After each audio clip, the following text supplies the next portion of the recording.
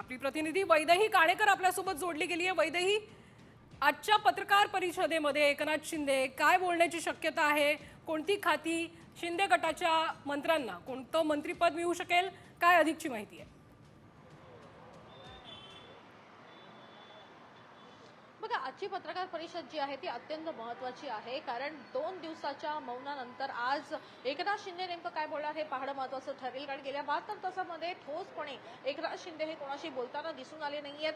गेल्या 72 तासामध्ये जर आपण बघितलं तर मोठमोठे खरं तर सत्ता संघर्ष मोठ्या प्रमाणात होत असलेला बघायला मिळत आहेत। कारण मुख्यमंत्री कोण होणार, मग कोणती खाती कोणाजवळ येणार, मग कशा पद्धतीनं जे आहेत एकमेकांचे नेते जे आहेत ते खाती मागताना बघायला मिळतात। असे वेगवेगळ्या गोष्टी ज्या आहेत त्या गेल्या 72 तासामध्ये बघायला मिळाल्या। यातच विरोधकांनी देखील डोकं वर काढलेलं बघायला मिळालं। भलेही विरोधकांकडे आमदार कमी जरी निवडून आले असले तरी विरोधकांनी अगदी अनेक मुद्दे जे आहेत ते मांडलेले बघायला मिळाले।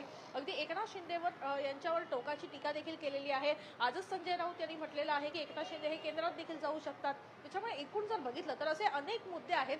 या मुद्द्यांवर खरं तर एकनाथ शिंदे आज स्पष्टपणे बोलणार असल्याची माहिती मिळत आहे। आणि खास करून ईव्हीएमच्या मुद्द्यावर ज्या पद्धतीने मल्लिकार्जुन खरगे यांनी आंदोलन उभं करण्यासाठी सांगितलेलं आहे, त्याच ईव्हीएमच्या मुद्द्यावर खास करून एकनाथ शिंदे आज काय बोलतील हे पाहणं तितकंच महत्त्वाचं ठरेल। दुसरीकडे जर आपण बघितलं तर मुख्यमंत्री पदाच्या रेसमधून जे आहेत ते एकनाथ शिंदे आहेत की बाहेर पडलेत अशी देखील चर्चा एकीकडे होऊ लागलेली आहे। या संदर्भात एकनाथ शिंदे यांची भूमिका काय असू शकते हे पाहणं महत्त्वाचं आहे। कारण 29 तारखेला भाजपचे केंद्रीय नेतृत्व जे आहे ते मुंबईमध्ये येणार आहेत आणि ते भाजपच्या गटनेत्यासंदर्भात महत्त्वाचा निर्णय घेणार आहेत। त्यानंतर मुख्यमंत्री आणि उपमुख्यमंत्री संदर्भात केंद्रीय नेते येऊन निर्णय घेणार असल्याची माहिती मिळत आहे। त्यामुळे एकनाथ शिंदे आज त्याच्यावर कितपत बोलतील हे खरं तर सांगणं अवघड आहे। मात्र निश्चितच ज्या पद्धतीनं महायुती संदर्भात चर्चा सध्या गेल्या 72 तासामध्ये रंगलेल्या बघायला मिळतात, त्याच्यावर उत्तर एकनाथ शिंदे हे स्पष्टपणे देतील।